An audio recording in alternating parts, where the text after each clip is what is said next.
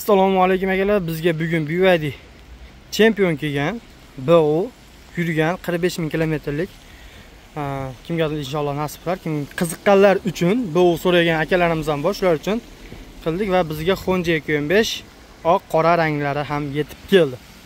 Bularning yili 24. BYD chempionimiz dan boshlaymiz. Bu avtomobilimiz 2023-yilda ishlab chiqarilgan. Bularda parktroniklar ko'proq bo'ladi. 2025-likga nisbatan mana bu joylarda ham parktroniklar bo'ladi. Orqa tarafda ham bu joylarda parktroniklar bo'ladi. Oldingilari chiqqan va orqada yozuvi bunaqa yozuvli bo'ladi. Mana bu joyi BYD degan yozuvi bo'lmaydi. BYD degan yozuv 2025 restyling variantlarida bo'ladi. Avtomobilimiz yurgan masofasi 45 ming kilometr deb aytdi egalari. Narxini ham aytib o'tamiz. Narx sirraz aytamiz aka biz. Narxi 23.500 dollar deyapti. Kelsalar ustida kelishadigan joyi bor. Mana bu joyga nimadir teggan ekan, mana ustalar bo'lsa tekshirtirib olib, bemalol xarid qilsanglar bo'laveradi. 23.500 dollarga notariuslik varianti. Arziydim yo'qmi endi ular o'zingizlar bilasizlar mana. Bu joyini ham ko'rsatib qo'yamiz. Ichki salonlarni ochib ko'ramiz.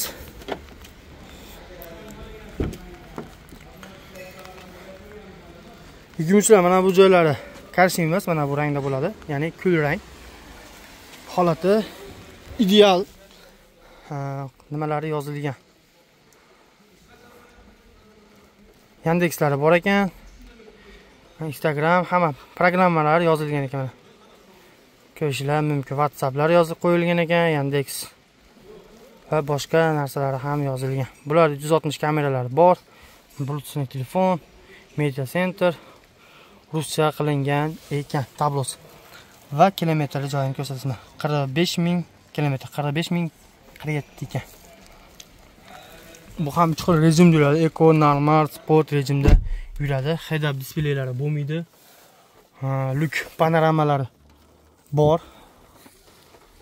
Sidinalari yaxshi holatda mingan ekan akamiz. Besprovodni zaryadchik albatta bor bularda. Cruise kontrollari bor. 5 ming yirtiq bilan bor ekan. Holati normalniy. Mashinamiz ancha yaxshi. Mana bu joylari jinday shilingan joylari bor ekan. Pechkani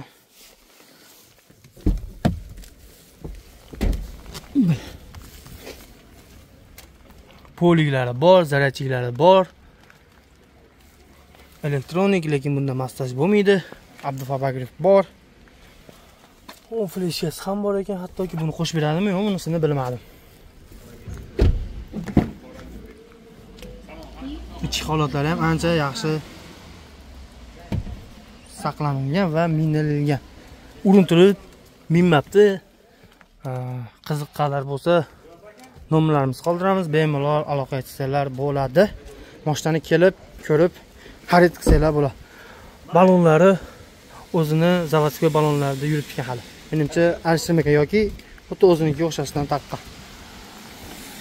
Avtomobilimiz narxini 23.5 ming deyapmiz. Kelsalar ustida kelishadigan joy bor dedi. Sunnatiga o't berishadi xudo xolasa.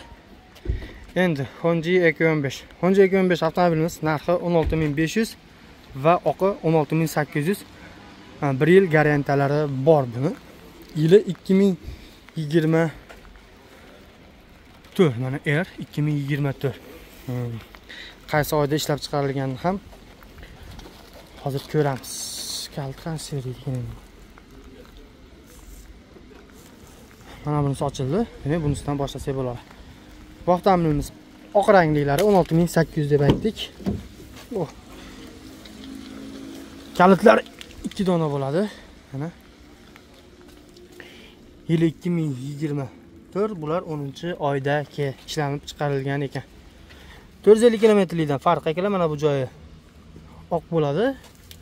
Oqish xromli elementlar ishlanilgan. Hozirda juda ko'pchilik Honda ishqiboz bo'lib qoldi. Ya'ni Hondaga talab kuchli bo'lib ketdi. Sotuvda zo'r. Bunga avtomobilimiz juda keng. Holatlari mana o'tirsanglar ham Qo'yib ko'ramiz. Anchagina joy bor. Почти 15 sm joyi bor ekan. Bunga 1 yil garantiyalardir. Nimalari bor? Oskor charqasida zaryadchik poliga albatta qo'shib beriladi, olib qo'yilibdi. Qancha kilometr yurganini ham bitta ko'rib qo'yamiz. Hozirda 30 kilometr yuribdi, shu yoqqa kelgan holatda tushib chiqqanida 200 kilometrga yetar ekan.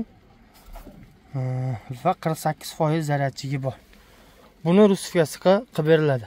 Ruscha qilib beriladi va bundan tashqari YouTube shunga o'xshagan narsalar yozib beriladi. Avtomobilimiz narxi aytib o'tganimizdek $16,800. Va bunda cruise control bor. Mana bu joyda cruise control joylashgan. Bu faralardiki.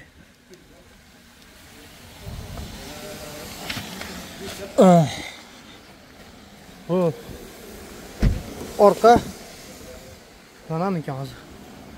Bu orqasida keyin mana bu chiroqchalar qo'shilgan. Diskalari 235 ga 50 R18 lik shinalar taqilgan ekan. O'ziniki zavodskoy balonlar ham hozirda yaxshi yurib deyapti va diskalari ham o'ziniki yumshoq. Lekin juda ko'pchilik ko'raman, lekin birargilar diskani boshqachalarini qo'yib olibdi, lekin ular ham yarashadi. Nima deb o'ylaysizlar? Oq chiroyligimi yoki qorasimi? Mana bu qorasi, qora oq.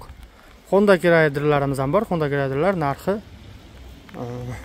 18 ming shunaqa deb aytiladi. Kimga qiziq bo'lsa, akalar aloqaga chiqa olasizlar. Xudo xolasa chiroyli holatlarda qilib beramiz. Endi bilan olib chiqsanglar bo'ladi bir kunda. Va qorasi ham xuddi shunaqa bir xil.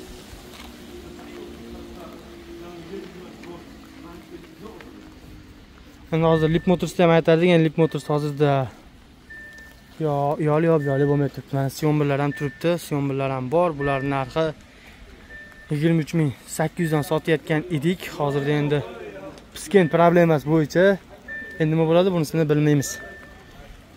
Shunaqa agar sertifikatlar chiqadi, Lip Motorslar sotilsin desa, bularni ham xudo sotamiz. Sirazi sotuvga chiqadi, hozircha ko'pchilik olmayapti, o'ylanyapti.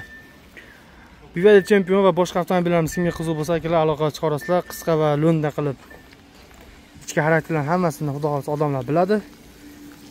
Mashina xarid qilish uchun past raqamlarni qoldiramiz, bemalol aloqaga chiqa olasizlar. Bosib oladigan joylar akalar. Bum.